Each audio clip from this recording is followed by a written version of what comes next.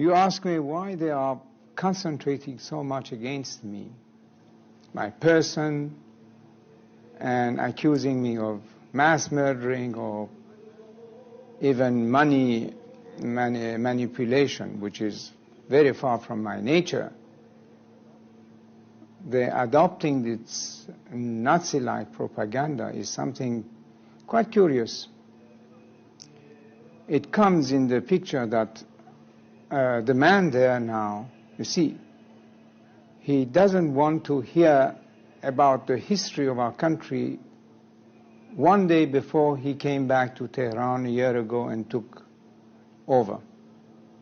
He says the history of the country does not exist. There has not been a single good king in the history of Iran. So he thinks that the history of Iran starts with him on whatever it was, February of 1979. That's why they are concentrating so much on me, because I was the king. The history of Iran must disappear, with I as a king, with the other kings, with everything that existed before February 1979. A patriot must think of the future. I'm thinking of the year 2000.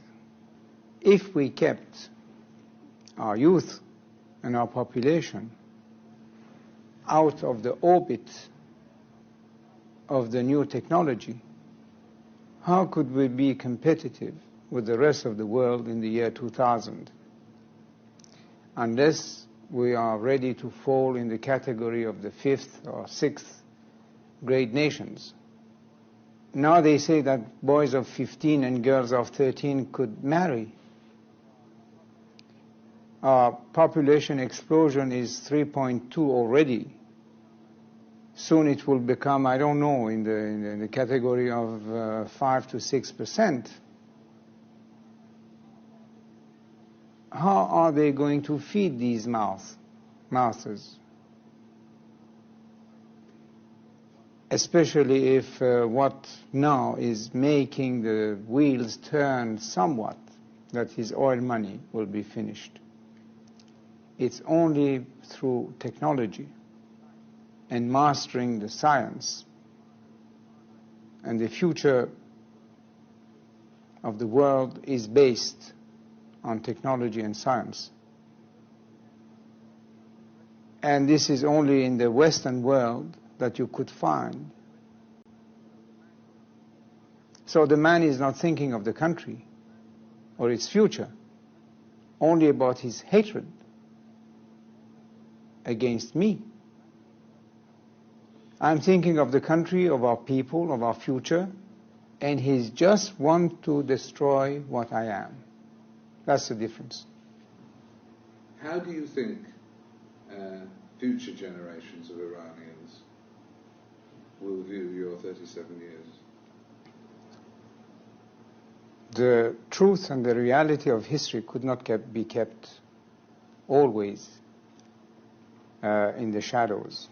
That is impossible. Truth will come out. In any case, sooner or later. And at that point, in 50 years' time, how will future Iranians judge you? 50 years, I hope it will be sooner than that.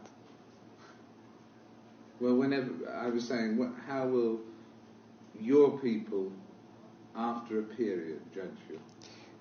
Well, if they read history, they will see what it was before my father, what it was when I took over, and what it was when I left. Do you feel that your people let you down, or that you let your people down? First of all, when we say the people, we cannot talk about all the people. That's absolutely not true.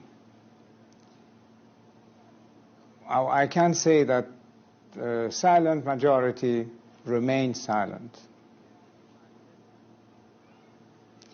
And if I let my people down, it was for the purposes or purpose that I try to explain that a king cannot be a dictator and that a throne could not be based on blood. This is my only explanation for what it is worth. Did your people let you down, do you think? Well, the majority remained silent.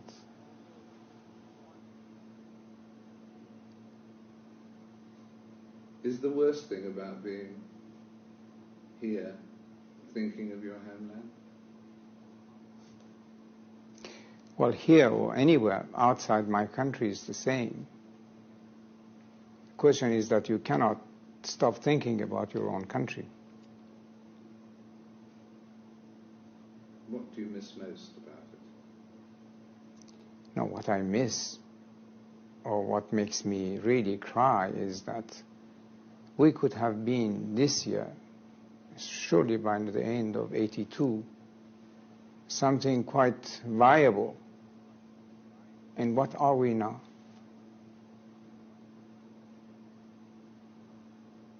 What has it served? The religion? Democracy?